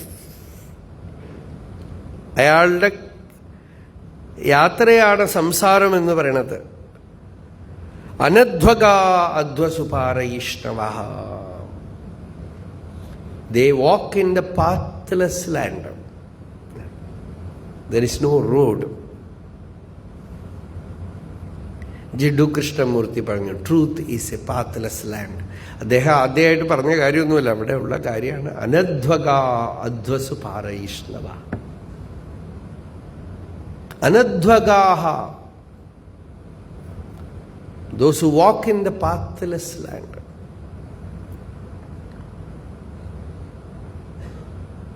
ഏഷ പുരുഷഃ സർവേഷു ബ്രഹ്മാദി സ്തംഭപര്യന്തേഷു ഭൂതേഷു ഗൂഢഃ സംവൃതഃ.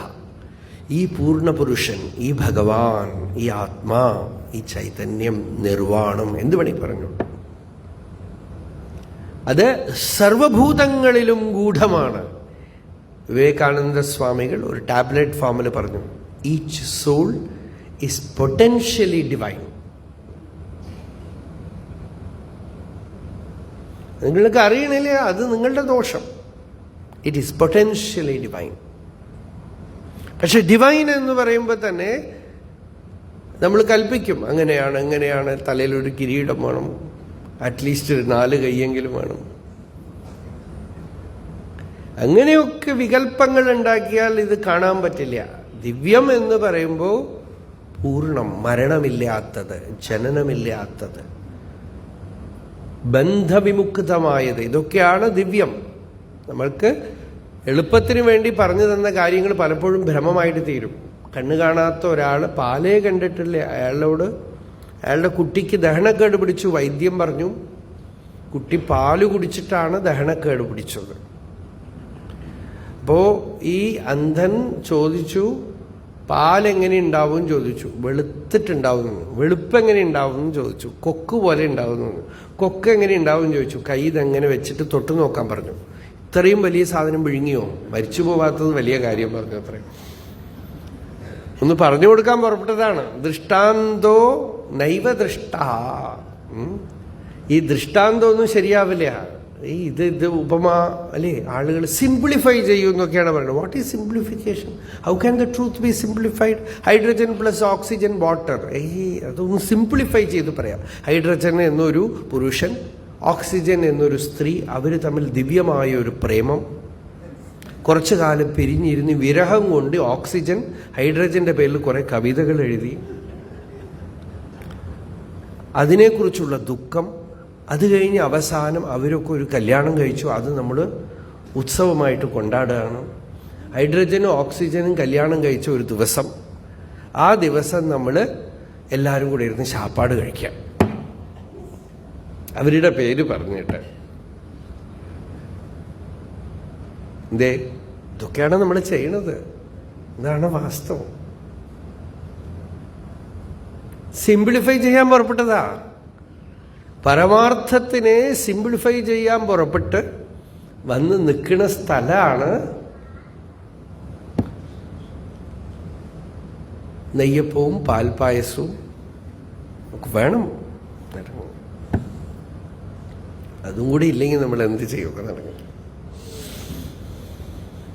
അടയും ലഡുവും ഒക്കെ വേണം.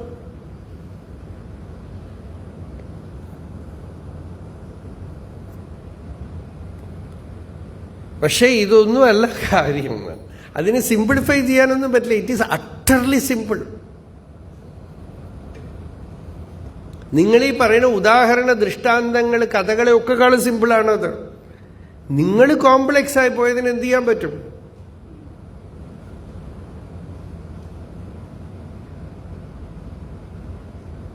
വളരെ കോംപ്ലക്സ് ആയിട്ടുള്ള വസ്തുക്കളൊക്കെ പിള്ളേർ ഇങ്ങനെ മനസ്സിലാക്കണത്. പാഠശാലയിൽ കുട്ടികൾ മൊബൈലൊന്നും തൊടാൻ പറ്റില്ല. അത് എന്ത് വിദ്യയാണെന്ന് എനിക്ക് മനസ്സിലാവില്ല. ഈ 2005-2006 ശേഷം ജനിച്ച കുട്ടികളുടെ ഉള്ളിലൊക്കെ ഒരു ചിപ്പ് ഉണ്ടെന്ന് തോന്നുന്നു. പാഠശാലയിൽ കുട്ടികൾക്ക് മൊബൈലൊന്നും യൂസ് ചെയ്യാൻ പറ്റില്ല. പക്ഷേ ആ കുട്ടികളെ ഇടയ്ക്കൊന്ന് പുറത്ത് വിട്ടാൽ, ഒരു മൊബൈൽ കയ്യിൽ കൊടുത്താൽ അഴിച്ചിട്ട് വീണ്ടും ഫിറ്റ് ചെയ്ത് തരും.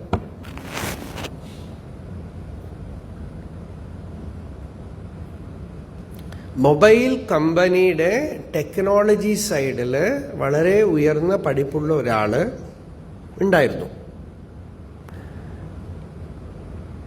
നമ്മുടെ പാഠശാലയിൽ ഒരാളുടെ മൊബൈൽ കേടുവന്നല്ല, അത് വർക്ക് ചെയ്യണില്ല. എന്തോ കാരണവശാൽ എന്തോ ആയിരിക്കണോ അതിൽ ടെക്നിക്കൽ പ്രോബ്ലം. അദ്ദേഹം എന്തൊക്കെയോ പറഞ്ഞു, ശരിയായില്ല. വേറെ ആരൊക്കെയോ വലിയ വിദ്വാൻമാരൊക്കെ പറഞ്ഞു ശരിയാവില്ല.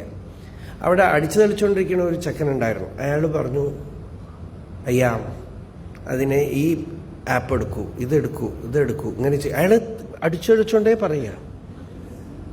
എന്നിട്ട് അതിനെ ഇങ്ങനെ പുറത്തു വരും, എന്നിട്ട് ഇങ്ങനെ ചെയ്യുന്നൊക്കെ ആരോടും ഞാൻ കണ്ണുകൊണ്ട് കണ്ട സ്ഥിതിയാണ്. മിനിറ്റ് കൊണ്ട് കാര്യം സോൾവായി. ഇതിനാണ് പഠിപ്പും അറിവും ടെക്നിക്കലും അമേരിക്കയിൽ പോയിട്ട് പഠിക്കലും ഒക്കെ ഇയാള്. അപ്പൊ ഈ ഇത്ര കോംപ്ലക്സ് ആയിട്ടുള്ള ടെക്നോളജിക്ക് എളുപ്പത്തിൽ സാധിക്കണം ഇല്ലേ? നമ്മള് വളരെ അണ്ടർ റേറ്റ് ചെയ്യാണ് മനുഷ്യന്റെ ശക്തിയെ. സ്കൂളിലൊന്നും പഠിക്കാൻ ഇൻട്രസ്റ്റ് ഇല്ലാത്ത, വളരെ വളരെ കോംപ്ലക്സ് ആയിട്ടുള്ള വിഷയത്തിലൊന്നും ഇൻട്രസ്റ്റ് ഇല്ലാത്ത ഒരു കുട്ടിയാണ് രമണ മഹർഷി ആയിട്ട് തീർന്നത്. ഞാൻ എപ്പോഴും എന്നെ തന്നെ കണക്ക് പറയും. എനിക്ക് ഈ കണക്ക് എന്ന് പറയുന്ന സാധനമേ വരില്ല. മുമ്പൊക്കെ പറയും, ഇപ്പൊ കുറച്ച് മാറി വെച്ചോളൂ. മുമ്പൊക്കെ പറയും ഈ കമ്പ്യൂട്ടറും വാഷിംഗ് മെഷീനും എനിക്ക് വ്യത്യാസം അറിയില്ല എന്ന് പറയും. എനിക്ക് ഈ വേദാന്തം അറിയാമെങ്കിൽ ആർക്ക് വേണമെങ്കിൽ അറിയാം, ആർക്ക് വേണമെങ്കിൽ സാധിക്കും. അതിന്റെ രഹസ്യം ഇതാണ് വേണ്ടത് എന്ന് കുട്ടിക്കാലത്തെ തീരുമാനിച്ചു. കുട്ടിക്കാലത്തെ അതിലായിരുന്നതുകൊണ്ട് വളരെ എളുപ്പമായി മത്സ്യത്തിനെ പിടിച്ച് വെള്ളത്തിലിട്ടാൽ നീന്തണ പോലെ നീന്തിപ്പോയി.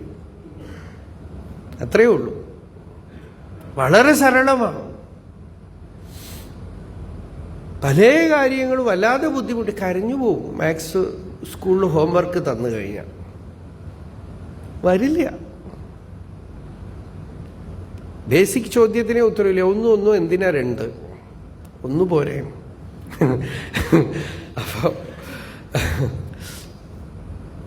അപ്പോ പറയണ കാര്യം ഇത് അത്ര അയ്യേ അതിസുലഭം. അതുകൊണ്ടാണ് രമണ മഹർഷി പറഞ്ഞത് അയ്യേ അതിസുലഭം.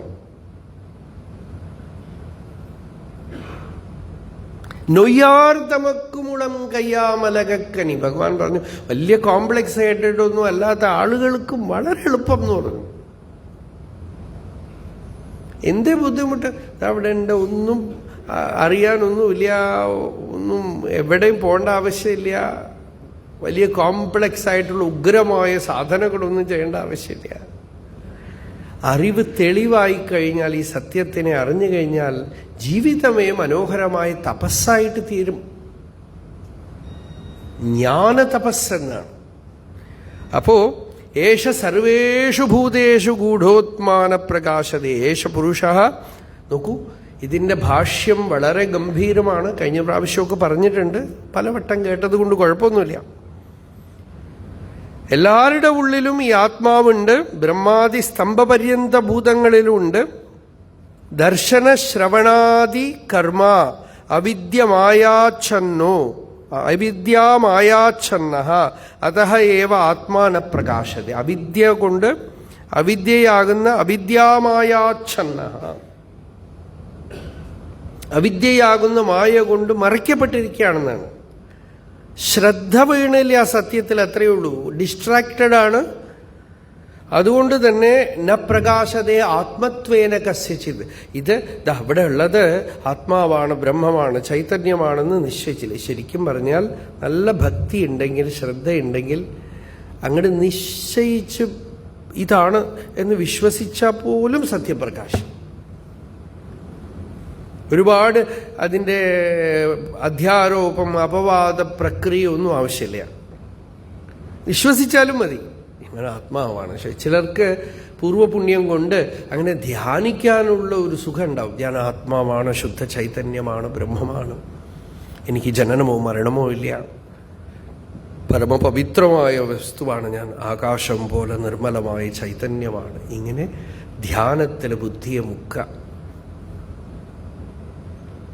വിഷയങ്ങളും നമ്മൾക്ക് ഇഷ്ടപ്പെട്ടവരെ ഇഷ്ടപ്പെടാത്തവരെ ഡിസ്ട്രാക്ഷൻസ് എല്ലാം കടലിൽ അല പോലെ ആ ചൈതന്യ സാഗരത്തിൽ ഉദിക്കുകയും നിൽക്കുകയും അസ്തമിക്കുകയും ചെയ്യുന്നു. ഇതൊക്കെ തന്നെ ചൈതന്യമാണ്, ഇതൊക്കെ ബ്രഹ്മമാണ്, ഇതൊക്കെ അപൂർണ വസ്തുവാണ്, അന്യമൊന്നുമില്ല, രണ്ടാമതൊരു വസ്തുവില്ല. ഇങ്ങനെ ഭാവനാമയമായ ധ്യാനത്തിൽ പോലും സുലഭമായി സിദ്ധിക്കും. ഇങ്ങനെയൊക്കെ ആ വസ്തു എല്ലാവർക്കും ആത്മാവായിട്ട് തന്നെ, തന്നിൽ താനായിട്ട് തന്നെ ഇരുന്നിട്ട് എന്തൊക്കെയോ ചെയ്തു കൂട്ടുന്നുവല്ലോ മനുഷ്യര് എന്ന് ശങ്കരാചാര്യർ അല്പം ദുഃഖിക്കുകയാണ് ഇവിടെ ഭാഷ്യത്തിൽ. അങ്ങനെയൊന്നും ഇമോഷണലായിട്ട് കാണില്ല. പക്ഷെ ഇവിടെയാണ് ഈ ഭാഷ്യത്തില് അല്പം ഒന്ന് ദുഃഖിക്കുകയാണ്. അഹോ അതിഗംഭീര ദുരവഗാഹ്യ വിചിത്ര ഇയം മായാ. ഭഗവത്പാദർ പറഞ്ഞു, അഹോ കഷ്ടം, അതിഗംഭീര, വളരെ ഗംഭീരമായ, ദുരവഗാഹ്യ, എന്താ ഇത് ഒരു പിടിയും കിട്ടണില്ല എന്നാണ്. ഈ കോംപ്ലക്സ് ആയിട്ടുള്ള ഇല്ലേ, എന്തൊക്കെയാ ചെയ്യണത് മനുഷ്യൻ. 3 വയസ്സ് മുതൽ 2.5 വയസ്സ് മുതൽ സ്കൂളിൽ പോവുക, ഓടി നടക്കേണ്ട കുട്ടികൾ എന്തൊക്കെയോ ചെയ്യുക. സ്വസ്ഥമായി എല്ലാവരും കൂടെ അങ്ങോട്ട് ഇരുന്നാൽ മതി, എന്തൊക്കെയോ കണ്ടുപിടിക്കണു, എന്തൊക്കെയോ കോംപ്ലക്സ് ആയിട്ട് ഉണ്ടാക്കണു. എന്നിട്ട് ഓസോൺ ലെയർ ഓട്ടയായി എന്നും ഗ്ലോബൽ വാർമിംഗ് എന്നും ഒക്കെ പറയണു. ഒരു ആർഗ്യുമെന്റ് ഉണ്ടായി ഒരു കഴിഞ്ഞ ആഴ്ച. മനുഷ്യന്റെ അജ്ഞാനമാണോ ഇതിന് കാരണം, സയൻസാണ്? എന്നോടൊരു ചോദ്യം ചോദിച്ചത്, സ്വാമി എന്തിനാ ഈ സയൻസിനെ എങ്ങനെ കുറ്റം പറയണത്, മനുഷ്യന്റെ ദോഷമല്ലേ എന്ന്.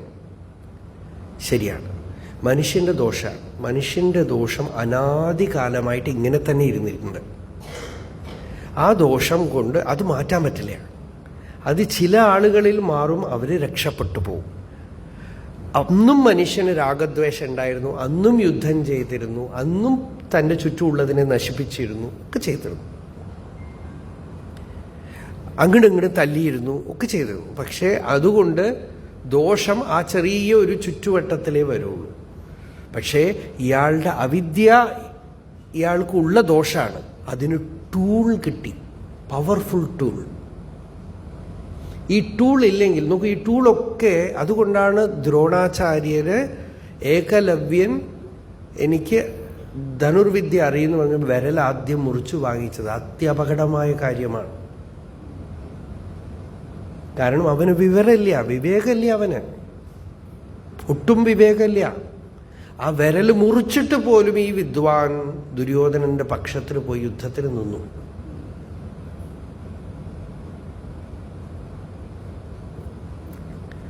കാരണം അറിവില്ലായ്മ തന്നെ ഒരു ദോഷമാണ്. പോട്ടെ, ഇരുന്നിട്ട് പോട്ടെ, കുഴപ്പമില്ല. അയാൾക്കൊരു ടൂള് കൂടെ കിട്ടിക്കഴിഞ്ഞാൽ he will destroy the world.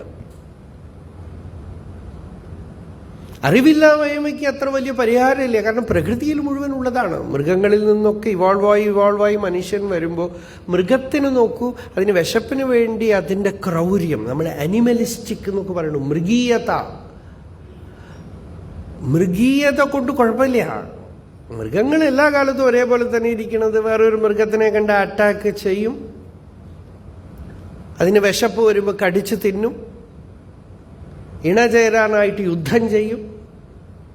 പക്ഷെ അത് ആ പ്രകൃതിയുടെ കൺട്രോളിലായതുകൊണ്ട് അവിടെ നിന്നു പോകും. ആ മൃഗത്തിനൊരു ടൂൾ വന്നാൽ എങ്ങനെയുണ്ടാവും? നമ്മളെപ്പോലെ മൃഗത്തിന്, പുലിക്ക്, സിംഹത്തിനൊക്കെ സയൻസ് വന്നാൽ നമ്മളുടെ ഗതി എന്താവും? ഒന്ന് ആലോചിച്ച് നോക്കൂ. പുലി ടെക്നിക്കലായിട്ട് വന്നിട്ട് നമ്മളെ പിടിച്ചോളൂ. അപ്പോ ദുരവഗാഹ്യ, നമ്മള് പുരോഗമിച്ചു എന്ന് പറഞ്ഞുകൊണ്ട് കടലിന്റെ അടിയിലൊക്കെ കൊണ്ടുപോയി കുപ്പ നിറച്ചു, ആകാശത്തിലൊക്കെ കുപ്പ നിറച്ചു. ഇതാണ് പുരോഗതി. മനുഷ്യന് വേണ്ടത്, മനുഷ്യന് വിവേകമുണ്ട്. ബുദ്ധൻ മുതലും അതിനു മുമ്പുള്ള ആളുകൾ മുതലും ഋഷികളും ഒക്കെ പറഞ്ഞു എല്ലാവർക്കും സൗഖ്യമായിട്ടിരിക്കുന്നതാണ് വിദ്യ. 2 കാലിൽ നടക്കണവർ സൗഖ്യമായിട്ടിരിക്കണം, 4 കാലിൽ നടക്കണവർ സൗഖ്യമായിട്ടിരിക്കണം. പലരും ചോദിക്കേ, സയൻസ് സ്വാമി, സയൻസ് ഉണ്ടല്ലോ ഇപ്പൊ മൈക്ക് എല്ലാവർക്കും കേൾക്കുന്നു. ഫസ്റ്റ് ഓഫ് ഓൾ, മൈക്ക് ഇല്ലെങ്കിൽ, മൈക്ക് എന്നുള്ളത് കണ്ടുപിടിക്കേണ്ട സ്റ്റേറ്റ് ഇല്ലെങ്കിൽ വാഹനങ്ങളും ഉണ്ടാവില്ല. ഞാൻ കൊച്ചിക്ക് വന്നിട്ടും ഉണ്ടാവില്ല. ഞാൻ ആ പാലക്കാട് എവിടെയെങ്കിലും ആ ഗ്രാമത്തിൽ 10 പേര് വരും, അവർക്ക് വന്നെങ്കിൽ പറഞ്ഞിട്ടുണ്ടാവും. അവിടെ തന്നെ പ്രശ്നം പരിഹാരമായിട്ടോ. ശരി, ഇത്രയും വരുമ്പോൾ ഈ മൈക്ക്, വാഹനം, ഇങ്ങനെ പോസിറ്റീവായിട്ടുള്ളതുണ്ട്. അവിടെ എന്തുകൊണ്ട് നിൽക്കാൻ പറ്റണില്ല? അതിൽ തന്നെ ഗ്ലോബൽ വാർമിംഗ് എന്നൊക്കെ പറയണു. ഗ്ലോബൽ വാർമിംഗ് എന്താണ്? ഈ വാഹനത്തിന്റെ പുകയും പല സാധനങ്ങളും, ഇതൊക്കെ പോയിട്ട് ആളുകൾ പറയുന്ന തമാശ എന്താ പറയുക, പശുവിന്റെ വായിൽ നിന്ന് വരുന്നതിൽ ഗ്ലോബൽ വാർമിംഗ് ആവണം അത്ര. പാവം, വേറൊന്നും കിട്ടിയില്ല. ഇവരുണ്ടാക്കണ ഈ വാഹനങ്ങളും സാറ്റലൈറ്റും ഒന്നുമല്ല. അതുകൊണ്ട് ഇത് ആരോ ഉണ്ടാക്കി വിട്ടിരിക്കുകയാണ്, സോ ദാറ്റ് അതിന് തിന്നുകളയല്ലോ. പശു ഏമ്പക്കം വിട്ടാൽ ഗ്ലോബൽ വാർമിംഗ് ആവും അത്രയും. പുതിയ സിദ്ധാന്തമാണ്.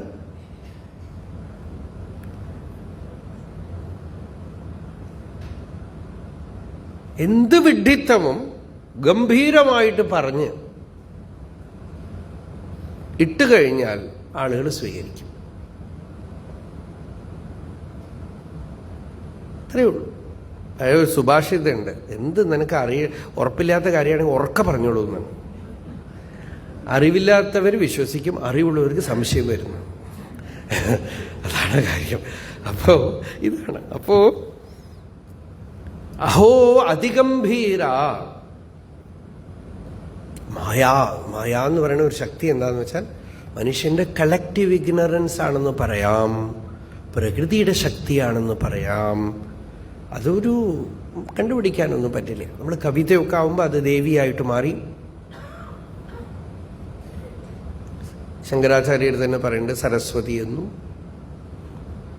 പാർവതി എന്നും ലക്ഷ്മി എന്നൊക്കെ പറയണു. തുരീയാ കാപിത്വം ദുരധികമനിസ്സീമ മഹിമ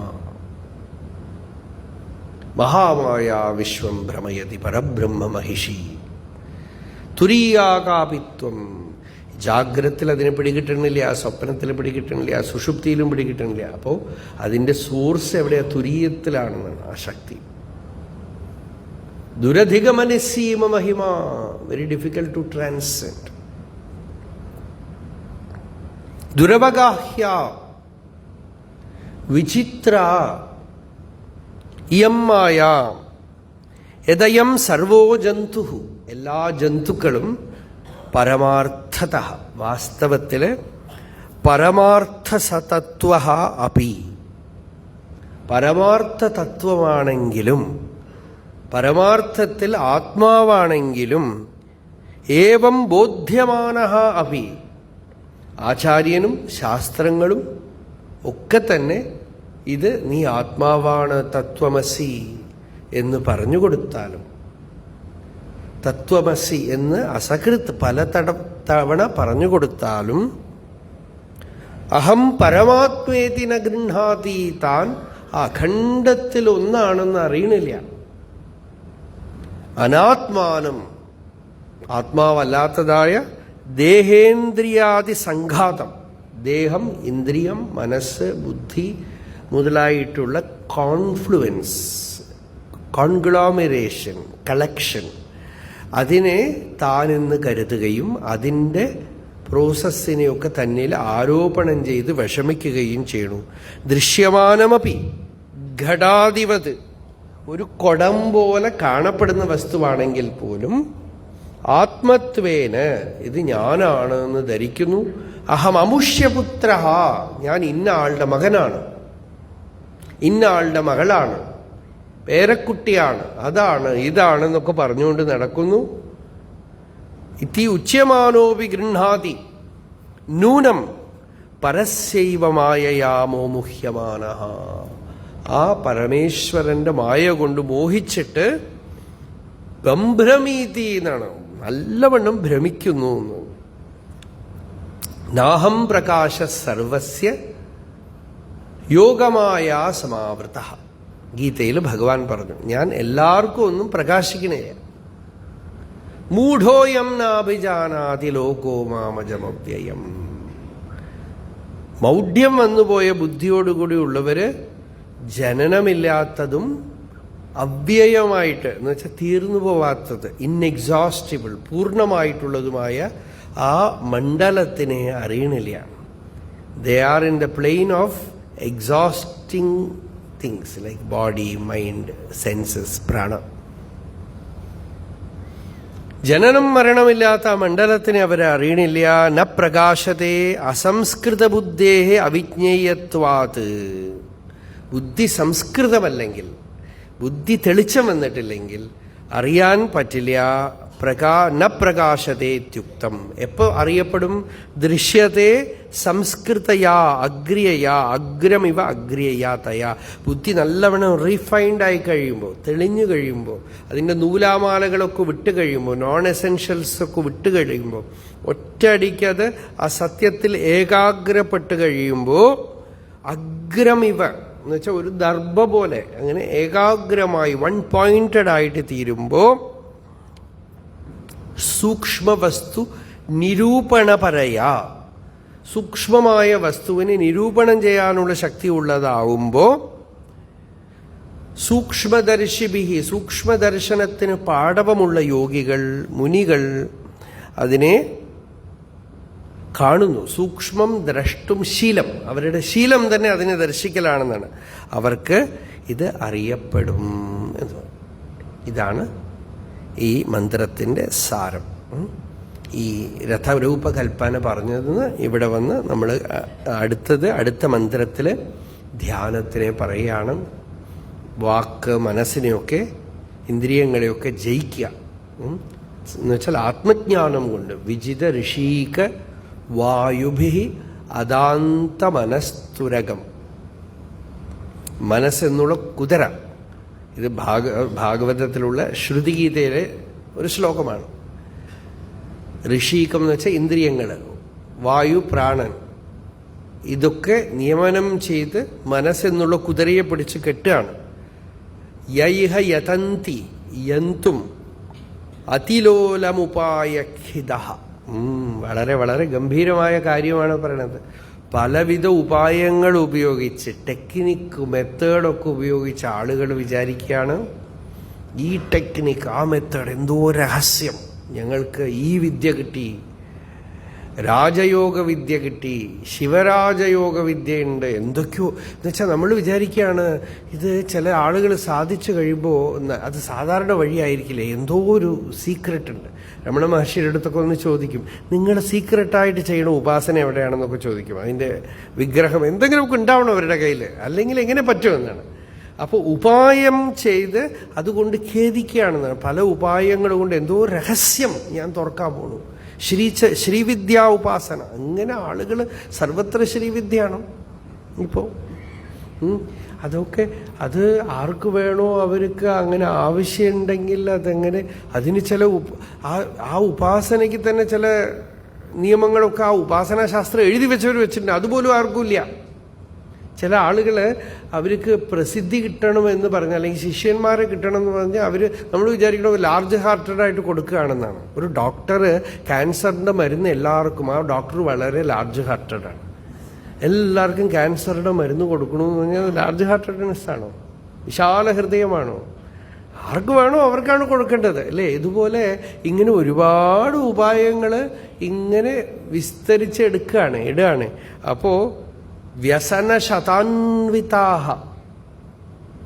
നൂറ്റിക്കണക്കിന് ഈ സംസാരം കൊണ്ടുള്ള വ്യസനം, അതുപോരാതെ പലവിധ ടെക്നിക്കുകൾ ചെയ്ത് അതുകൊണ്ടുള്ള വ്യസനം, ഇതൊക്കെ കൊണ്ട് സമവഹായ ഗുരോഹോ ചരണം, ഗുരുവിൻ്റെ ചരണം എന്ന് വെച്ചാൽ ആത്മവിദ്യയെ അറിയാനുള്ള ഉപായം ഇല്ലാതെ, ആ വഴിയിൽ ശ്രുതി പറഞ്ഞിട്ടുള്ള രീതിയിൽ ഈ സത്യം അറിയാതെ വണിജൈവ വ്യാപാരികളെ പോലെ സന്തി അകൃതകർണധരാജലധൗ, ഈ സംസാര സമുദ്രത്തില് കപ്പലോട്ടിയില്ലാത്ത കപ്പല് പോലെ ജീവിതം അലഞ്ഞുകൊണ്ടിരിക്കുകയാണെന്നാണ്.